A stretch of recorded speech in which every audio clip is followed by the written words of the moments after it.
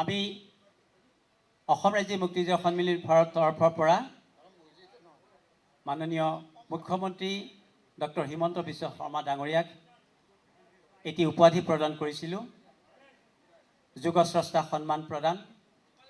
মান্যবৰ অসম ৰাজ্যিক মুক্তিযুঁজৰ সন্মিলনীৰ তৰফৰ পৰা আপোনাৰ জাতীয়তাবোধ, আধ্যাত্মিক চিন্তা চেতনা, কষ্ট সহিষ্ণুতা, কৰ্মস্পৃহা, ভৱিষ্যত দ্ৰষ্টাৰ ভূমিকা, সেৱাৰ মানসিকতা, দূৰদৰ্শিতা, জনসাধাৰণৰ প্ৰতি থকা মৰম, ভালপোৱা আৰু কৰ্তব্যবোধৰ পৰিচয়, জাতি মাটি ভেটি আৰু খিলঞ্জীয়া অসমীয়াৰ স্বাভিমান ৰক্ষাৰ বাবে নিৰলস প্ৰচেষ্টা, ৰাজ্যখনৰ বিকাশ আৰু সৰ্বতোপ্ৰকাৰৰ উন্নয়নৰ স্বাৰ্থত আপুনি আগবঢ়োৱা অসামান্য অৱদানক স্বীকৃতি জনাই আমি অত্যন্ত গৌৰৱান্বিত।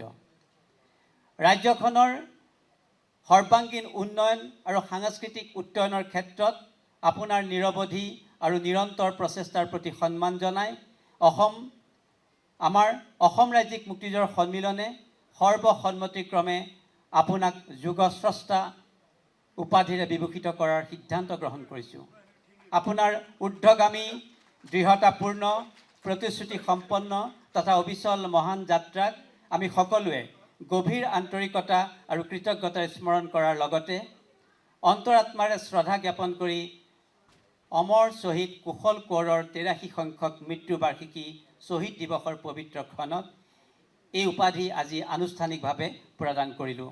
আমি আশা কৰোঁ বিগত দিনবোৰৰ দৰে অনাগত দিনবোৰতো আপোনাৰ বলিষ্ঠ নেতৃত্বৰে অসম তথা ভাৰতবৰ্ষই এক নতুন উচ্চতা, মান্যতা আৰু শ্ৰেষ্ঠতা লাভ কৰিব।